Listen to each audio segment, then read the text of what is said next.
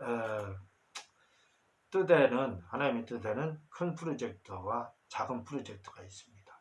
계획이 있다 이거죠. 큰 프로젝트는 경륜이라고 하고 작은 프로젝트는 섭리라고 합니다. 큰 작은 섭리에는 우주 만물에 대한 섭리가 있고 또 일반 사람에 대한 섭리가 있고 나에 대한 섭리가 있습니다.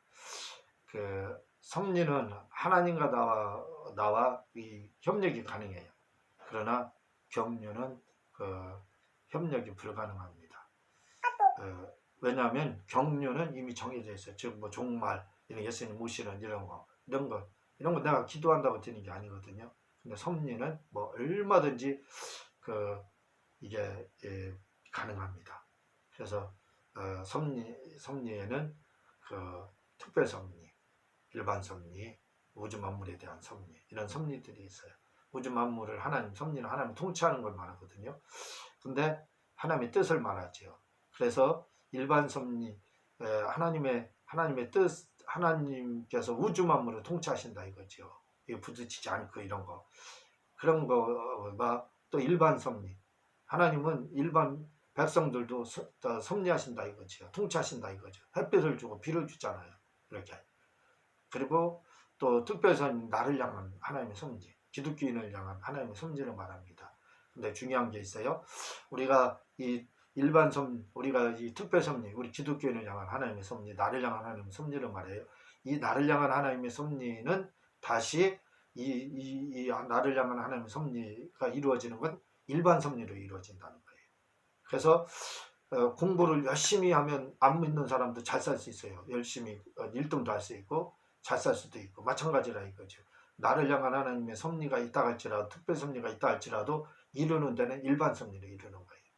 그러니까 나는 하나님의 특별 섭리라고 해서 공부도 않고 게으르고 아무것도 안 하면 가난하고 또 출세도 못하는 겁니다. 왜? 일반 섭리로 이루기 때문에. 근데 우리 기독교인 놓치는 게 이거예요. 나는 하나님의 특별 섭리 가운데 있다. 그러므로 일반 섭리는 안 해도 된다. 그렇게 생각하거든요. 아닙니다. 그러면 아무것도 안 돼요. 일반 섭리로다 특별 섭리를 이룬다는 거. 이게 섭리 중에 굉장히 중요한 겁니다. 이 사실을 꼭 알아야 돼요. 또 이런 말이 있습니다. 보리 같은 성도가 되자. 보리 같은 성. 보리는 약을 안 줘도 병들지 않아요. 시험에 들지 않는다는 안 든다는 말입니다.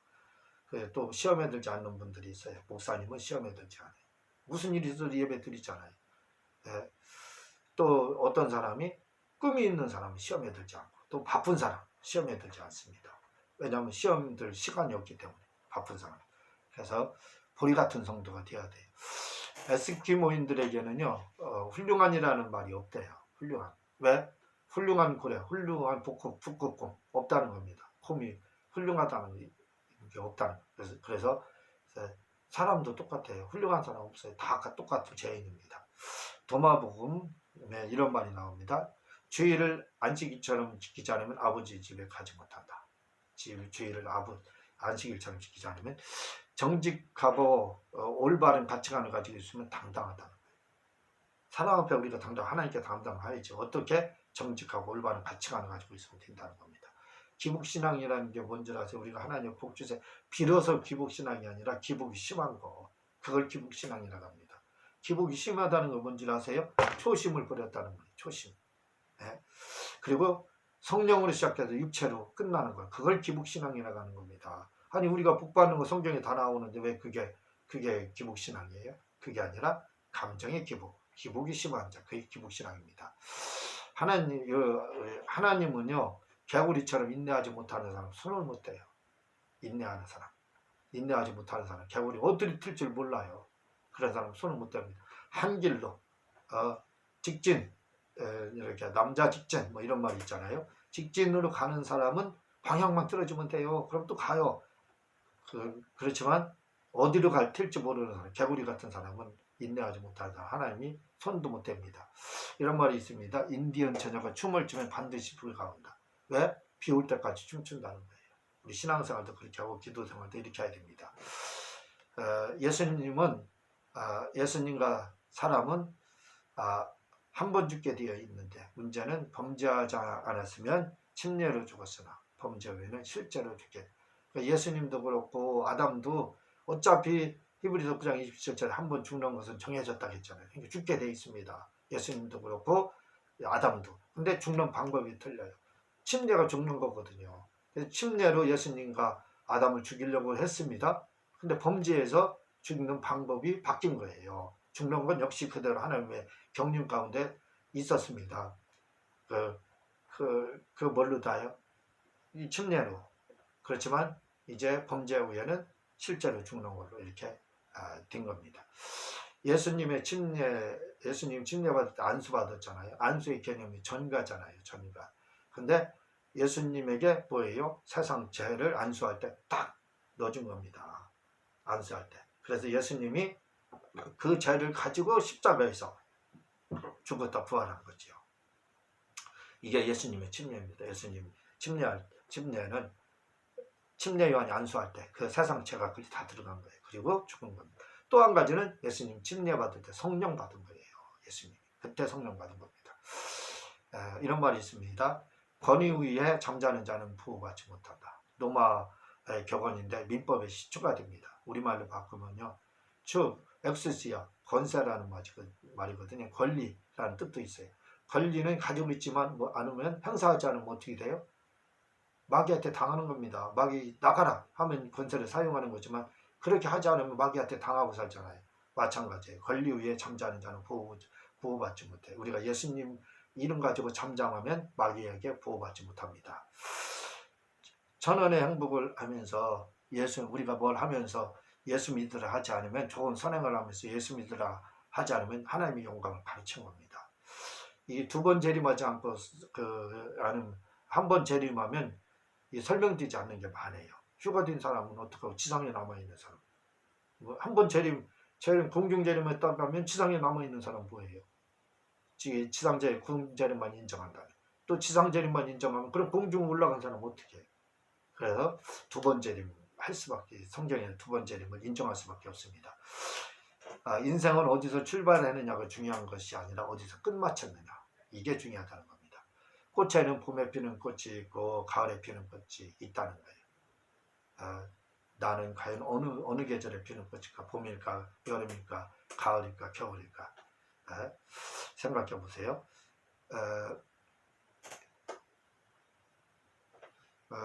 침례를 빌립 집사는 예수를 영접하는 또 다른 방편으로, 침례는 예수님을 영접하는 또 다른 방편으로 이렇게 생각했다는 겁니다. 예수님 시대의 인침은 침례받고 성령 받는 거. 예수님 인침 받았다 할 때는 무조건 성경 인침이라는 게 뭐예요? 그 당시에 침례받고 성령 받은 거. 이걸 말해요. 꼭 기억해야 됩니다. 침례 중요한 거예요. 예수님을 영접하는 또 다른 방편이고, 빌립 지사는 그렇게 말하고, 또 성령 받은 인침 받고 성령 받은 증거, 성령 인침 받은 증거거든요. 유대인들은 병은 뭐예요? 병 안에 귀신의 권세가 활동하고 있다 이렇게 봤다는 거예요. 그러니까 결국 뭐냐? 병은 귀신에게서 왔다 이 말입니다. 소강성 목사님은 뭐라고 말하냐면 귀신은 세포 안에 거한다. 세포 안에 거한다 이렇게 말했습니다. 또 성경 말씀에 이해되지 않는 부분이 있거든요. 첫째로 여자는 해산함으로 구원받는 거. 예수 믿어도 구원받는 게 아니라 해산함. 참 이해되지 않는 말이거든요. 사실은 예수 믿고 해산함으로 그런 뜻이겠지만. 둘째로 또 죽은 사람을 위해서 고린도에 보면은 산 사람이 대신 침례를 받았다는 거예요. 이런 거 이해할 수 있습니까? 또 면세부로 써야만 된다는 거, 여자다. 이것도 이해할 수 없다는 거. 또 대사로니가요. 거기에 보면은 적그리스도가 성전 안에 앉았다는 거예요. 앉는다는 거. 이거 성전 안에 앉은 적이 없습니다. 이해할 수 없는 거예요. 또 다섯째로 결혼하지 말라 이렇게 말했는데 그건 이제 좀 이해가죠. 임박한 신노로 인해서. 하지만 성경에서는 생육하고 번성하겠다 이거죠. 남자는 할례를 받음으로 구원을 받고 여자는 해산을 함으로 구원을 받게 됩니다. 구약에서 남자는 할례를 받음으로 구원을 받았다 이거죠. 여자는 지금 신약 성경에는 나옵니다. 여자는 해산을 함으로 부활을 받는다. 디모데전서 2장 15절에 이렇게 되어 있습니다. 그러나 여자들이 만일 정숙함으로써 믿음과 사랑과 거룩함을 거하면 그의 해산함으로 구원을 얻으리라. 이렇게 나오잖아요. 이 삼국지에 이런 말이 나옵니다. 사고 팔았던 나간정, 삼국지에 나간정이 한 말입니다. 사고 팔았던 사이는 관계가 끝나면 모든 것이 끝이 나고 청산이 돼요. 그러나 주고받았던 사이는 그 주고받음이 끝나도 그 관계가 끊임없이 이어지는 그 무엇이 있다는 겁니다. 이 중요한 거예요. 누가 그렇게 말했습니다. 군중은 개인보다 더 비양심적이고 비도덕적이다. 이렇게 말했습니다. 구하라, 찾으라, 두드리라. 구하라, 기도하라, 찾으라. 그 찾으러 알아보고 다니는 거예요. 알아보고 다니는 거. 그리고 두드려라. 못 먹는 거 구하고 자꾸 두드려. 찔러보기로 다른 말입니다. 견물생식, 이게 하나님 뜻을 구별하는 방법이에요. 보면 가지고 싶다. 이게 이제 견물생심이라는 말 있잖아요. 마찬가지로 우리가 뭔가 하나님의 뜻을 하나님의 뜻입니까 아닙니까? 가리는 방법이 뭐냐면 먼저 가는 것도 기도하는 것도 중요하지만 그게 아니라 가서 보는 거예요. 하나님 한번 가서 보겠습니다. 본 다음에 이제 거기서 찾고 두드리는 거예요. 기도하고 자꾸 두드리는 거죠. 그러니까 이제 거기서 알아보고 기도도 해보고 그리고 그러면 어떤 뭔가 오겠죠. 그리고 참는 거 알아본다 이거죠. 거기에 대해서 그렇게 그러니까 그리고 이제 하면 두드리는 것이지요. 그러니까 뭐 견물생심 하나님의 뜻을 아는 방법이 뭐냐? 먼저 보고 나면 성령의 감동이 오는지 안 오는지 알게 돼요. 그래서 안 오면 안 하면 되고 하면 하나님의 뜻이다 보면 이걸 견물생심 하나님의 뜻을 알아보는 방법입니다. 인생을 실패하는 이유는 대충이라는 습관 때문이고 실패는 대충이라는 습관 때문이고 성공한 것은 디테일에서 작은 것까지도 디테일하면 성공한다는 거예요.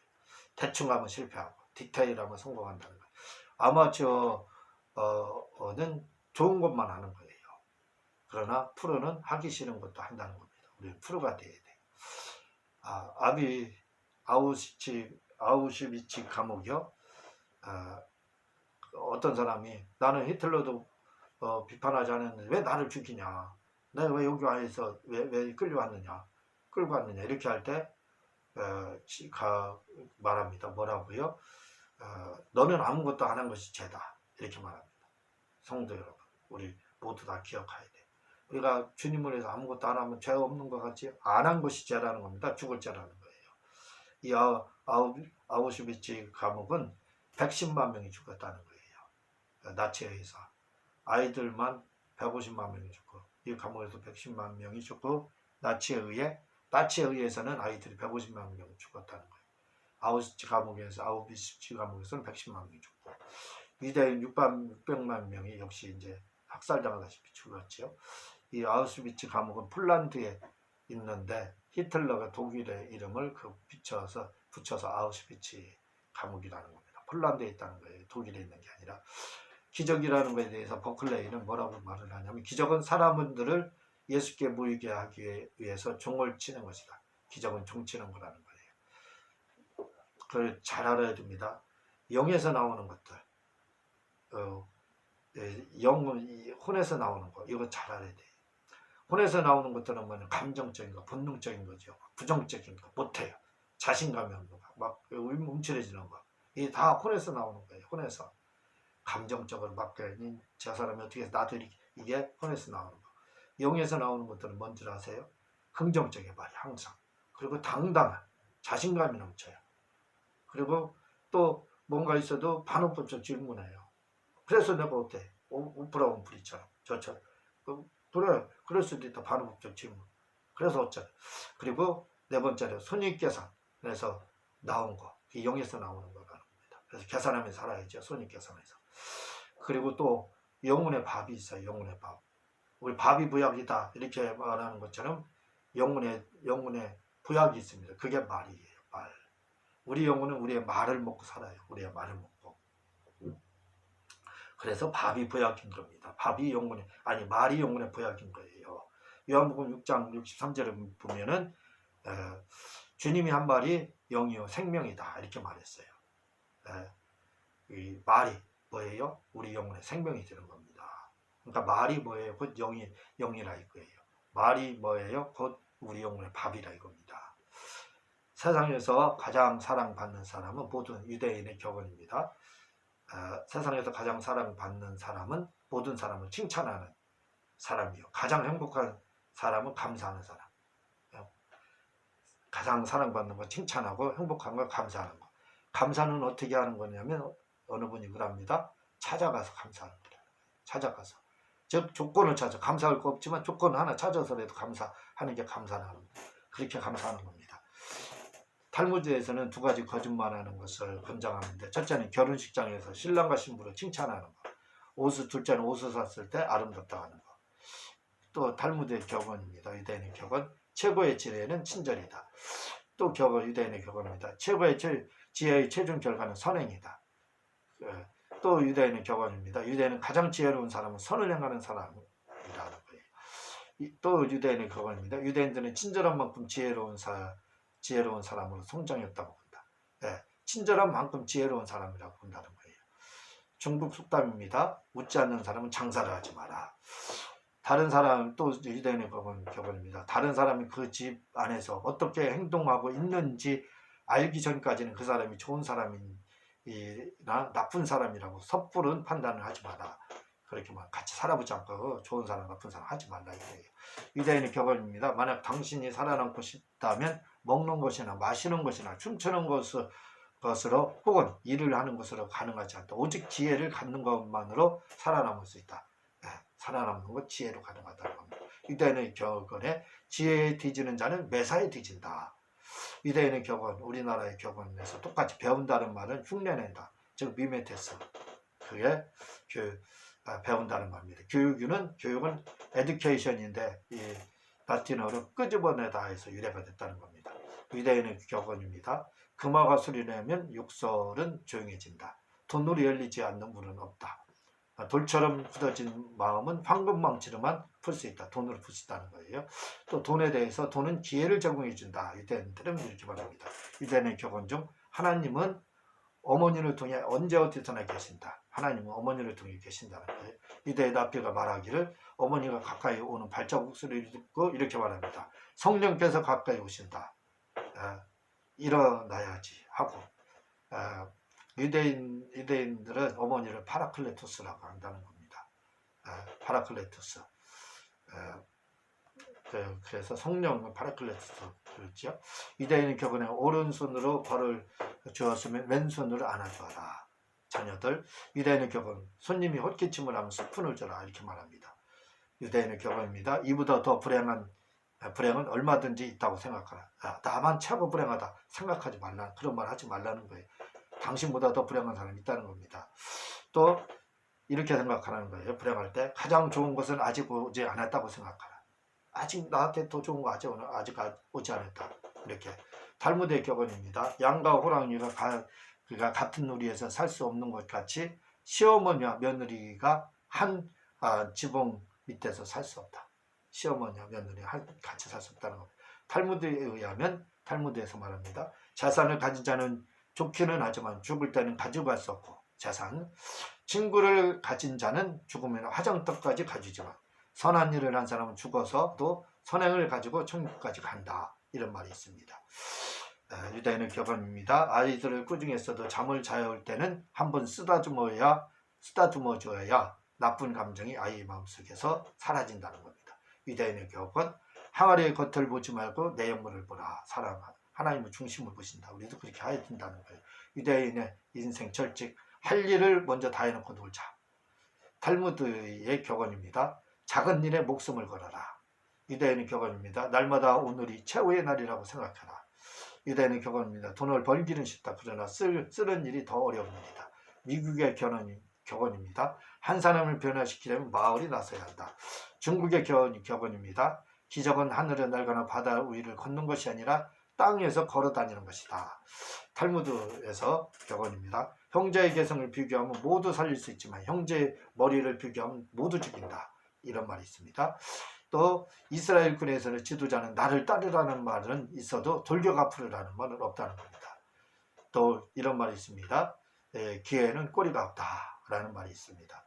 마가복음 14장 22절 유대인들은 흥분하지 않는다는 겁니다. 왜냐하면 그들은 피채 먹지 않기 때문에. 피를 먹으면 혈기방자예요. 그래서 피채 먹지 않기 때문에 유대인들은 흥분하지 않습니다.